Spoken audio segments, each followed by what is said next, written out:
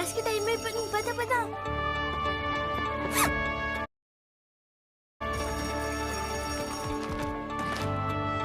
నాన్న ఇటు చూడు, మా కొత్త ట్యాబ్ ఇచ్చారు. This is very helpful for అస్.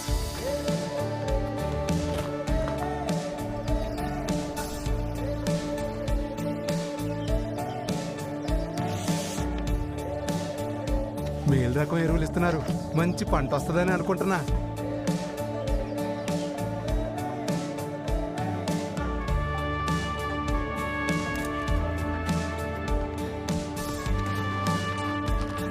పని బాగా జరిగిందిరా, అన్ని టయానికి మంచిగా వచ్చాయి.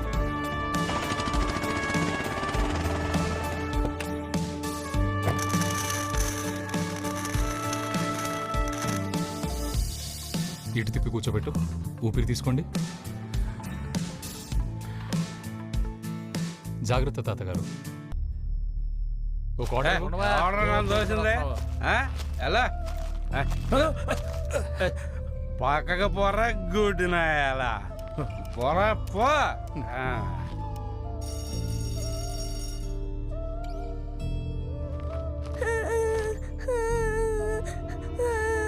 నా బ్యాగ్ చిరిగిపోయింది.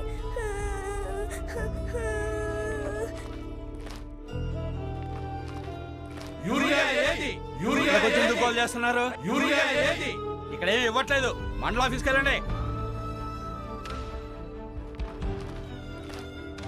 నాడన్నీ గడప దగ్గరికి వచ్చేవి, చూస్తుంటే నేడేమో అన్నీ కనుమరుగైపోయాయి. నిజమేరా, మళ్ళీ ఆ ప్రభుత్వం వస్తే గాని మనకి కష్టాలు తీరవు.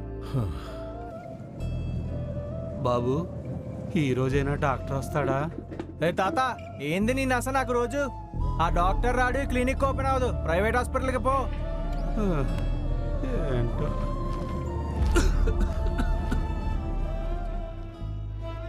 బియ్యం కోసం ఈ పడిగాపులేంటో.